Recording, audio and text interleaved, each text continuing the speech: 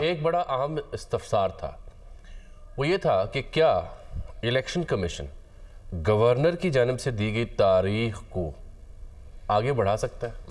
ہاں بڑھا سکتا ہے، بڑھا سکتا ہے۔ الیکشن ایکٹ کا جو 57(2) ہے اس میں لکھا ہوا ہے کہ الیکشن کی تاریخ میں رد و بدل کر سکتا ہے الیکشن کمیشن۔ بالکل ٹھیک ہے، کھل سکتی ہے۔ اور دوسری بات عامر، یہ ڈیجیٹل مردم شماری کا سر وہاں پر اب آپ یہ بتائیے مجھے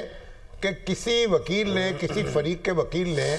مردم شماری کا سوال اٹھایا؟ جی بالکل، کہ مردم شماری سے پہلے الیکشن نہیں ہونا چاہیے؟ یہ نون لیگ کے ہاں سے نہیں، عامر لائن پہ نہیں ہے، جیسے رابطہ ہوتا ہے اس سے بات کرتے ہیں۔ جی لائن ان کی کٹ گئی تھی،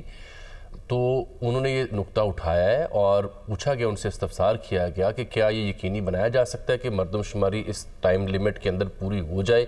تو آگے سے مزید بتایا گیا کہ ہو تو جائے گی، لیکن پھر اس کے مطابق حلقہ بندیاں ہونی ہیں۔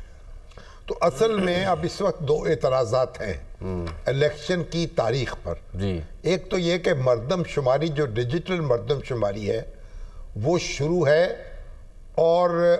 جب مکمل ہوگی اس کی بنیاد پر حلقہ بندیاں ہونی چاہیے۔ کونسل آف کامن انٹرسٹ کا یہ فیصلہ تھا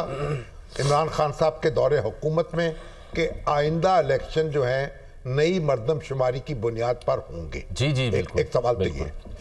دوسرا سوال یہ ہے کہ اب ہمارے آئین میں یہ بات لکھی ہوئی ہے کہ جب انتخابات ہوں گے تو نگران حکومتیں قائم ہوں گی۔ اب یہ اوریجنل دستور میں یہ بات نہیں تھی، یہ ترمیم کر کے بعد میں نگران حکومتوں کا تصور شامل کیا گیا۔ اب اس میں ایک نقطہ یہ پیدا ہو رہا ہے کہ یہ جو دو حکومتیں ہیں اگر ان کے فوری انتخابات کرا لیے جائیں تو پھر چند ماہ کے بعد جب وفاقی حکومت کے یعنی وفاقی اسمبلی کے اور دو دوسری اسمبلیوں کے انتخابات ہوں گے تو یہ جو صوبائی حکومتیں ہیں یہ موجود ہوں گی، نگران حکومتوں کی نگرانی جو ہے وہ مکمل نہیں ہوگی، اور اس لیے ان الیکشنز پر سوال اٹھ سکتے ہیں۔ یہ جو منصور عوان صاحب ہیں نون لیگ کے جو وکیل ہیں، انہوں نے اس نقطے کو ہو بیان کیا۔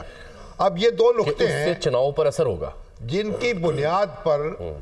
یہ بات کہی جا رہی ہے کہ الیکشن کو چند ماہ کے لیے مؤخر کر کے سارے ملک میں ایک ہی دن الیکشن کرائے جائیں۔ اب یہ عدالت دیکھیں ان نقطوں کو زیر بحث لاتی ہے، اس پہ فیصلہ دیتی ہے، یا معاملہ الیکشن کمیشن کے سپرد کرتی ہے کہ وہ تاریخ کا فیصلہ کرے، نہیں گورنر یا گورنر کے سپرد کرتی۔ اب عامر یہ شاوی صاحب پوچھے تھے مردم شماری کے حوالے سے بھی، اور اس پہ نون لیگ کے وکیل نے بھی دلائل دیے ہیں، تو اس میں کیا طے پایا؟ دیکھیے عدالت نے یہ کہا کہ مردم شماری اور یہ جو تمام اسپیکٹس ہیں ان کو بھی مد نظر رکھنا ضروری ہے، لیکن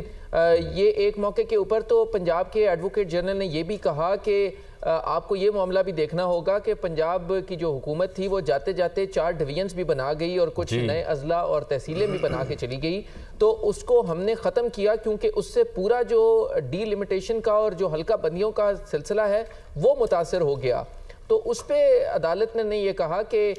اس کے اوپر ایون پی ٹی آئی کی حکومت نے وہ ہائی کورٹ سے رجوع کیا اور ہائی کورٹ نے وہ بحال بھی کر دیں جو ڈویژنز یا اضلاع تھے۔ تو اس پر چیف جسٹس نے کہا کہ آپ مناسب سمجھیں تو وہ بھی ہمارے پاس لے آئیں معاملہ، ہم اس کو بھی حل کر دیں گے، لیکن عدالت بار بار یہ کہہ رہی تھی کہ 90 روز سے آگے معاملہ نہیں جائے گا اور نہ ہی ہم اس کو لے جانے کی اجازت دیں گے، کیونکہ پی ٹی آئی کی طرف سے جو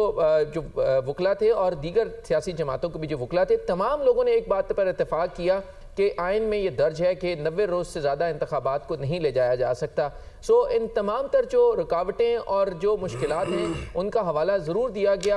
مسلم لیگ نون کے جو وکیل ہیں منصور عوان، ان کی طرف سے یہ بتایا گیا کہ جو مردم شماری کا معاملہ ہے اس کو بھی عدالت کو دیکھنا ہوگا کہ بغیر سنسس کے کیسے ہم انتخابات میں جا سکتے ہیں۔ عامر یہ جو اتحادی حکومت کی جماعتیں ہیں، ان کے تمام وکلا اور یہ تمام جو فریقین ہیں حکومت کے، یہ تو فل کورٹ کی جانب بار بار بات کر رہے تھے، درخواستیں دے رہے تھے، اٹھا رہے تھے نقطے کو، آج اسے واپس لے لیا، کچھ سمجھ آئی آپ کو؟ دیکھیے اس کا سب سے پہلے جسٹس جمال خان مندوخیل نے استفسار کیا فاروق اشنائک سے کہ آپ کا اس درخواست کے بارے میں کیا خیال ہے، تو انہوں نے کہا کہ اب تو وہ غیر مؤثر ہو چکی ہے، لہٰذا اب ہم اسی پر دلائل دیتے ہیں جو بینچ سن رہا ہے، اور اب ظاہری بات ہے پیپلز پارٹی اور تمام جو اتحادی جماعتیں ہیں وہ پیچھے ہٹی فل کورٹ کے معاملے سے، اور انہوں نے کہا کہ جو 5 رکنی بینچ ہے یہی سماعت کرے۔ اور اسی دوران جو